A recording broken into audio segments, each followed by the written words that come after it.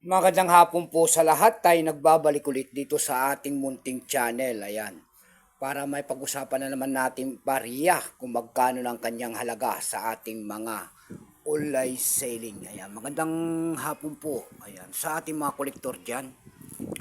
At hilig talaga natin mangulikta ng barya. Kaya tayo nandito nagsiselling ng kanilang mga presyo.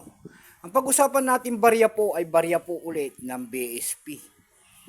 Ayan, year 1995, 1996. Ayan, nagtutuning po ni Dr. Serizal. Nakapalo po yan sa BSP series. Ayan. Ang hinahanap natin dito ay year 2005. Ayan. Yung kanyang mahirap hanapin yung 2005 po. Ayan. Ayan, ang kanyang mahirap na hanapin. Ayan po, papakita natin yung 2005 na ating koleksyon. Ayan po. Ayan, yan ang mahirap pong hanapin, 2005. Nakabuo tayo ng isang set. Ayan. Ito naman po ay year 2006. Ayan. Nagtutuning po. Ayan.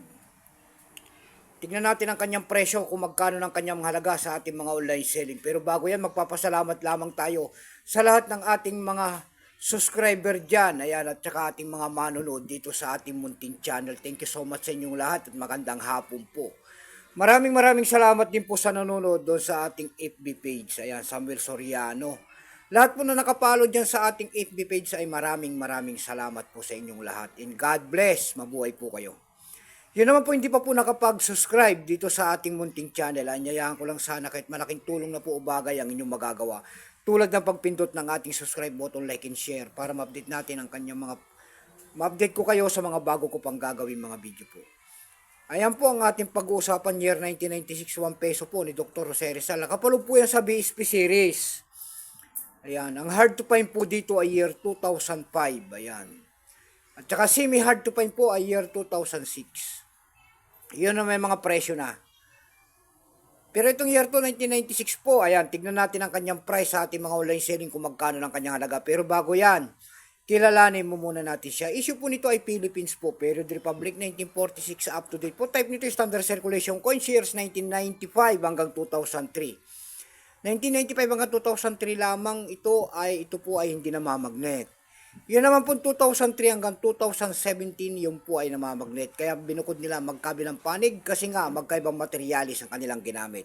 Pero totally ang years nito ay mula 1995 hanggang 2017. Yung isang set, ayan.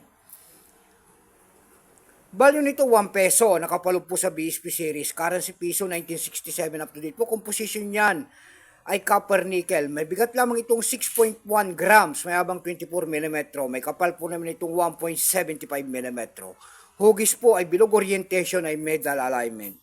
Number and dash 1681. Reference number KM dash 269. Bank seal within circle ang kanyang nasa likod. Ito pong year 1996 na ito po ay 30%. Wala pa pong maipakita ang ating Bangko Sentral kung ilang piraso po ang ginawa sa barya na ito at ito ay ginagamit pa. Pero may price na po yan doon sa ating numista. Binigyan na po ng presyo. Yung kanyang extra fine kung tawagin nila ay nagkakahalaga na po ng 20 pesos, 22 pesos. Yung kanyang almost uncirculated ay 42. Uncirculated ay 42. Dako naman tayo sa kanyang mga presyo sa ating mga online selling. Ayan. Doon sa ating eb.com na platform, ayan, tindahan po ng coins, pandaigdigan. Sa eb.com po, meron tayo nakita nagbebenta nito ng $3.30. Nasundan po yan ng $2.99. Yung pinakamababa po doon ay $2 na. Dako naman tayo sa eb.com PH dito sa Pilipinas. Ayan. eb.com PH po, meron tayo nakita nagbebenta nito ng 193 pesos. Dako naman tayo sa Carousel PH. Sa Carousel PH naman po, ang seller po ay si Elgong Shark. Ayan. Binebenta niya po yung year 1996 niya doon ng 1,000 pesos. Nasundan po, meron naman tayo nakita nagbebenta nito doon sa Carousel PH ng 500 pesos. Ayan lamang po ang ating may babaging kanyang presyo. Keep safe po sa lahat and God bless.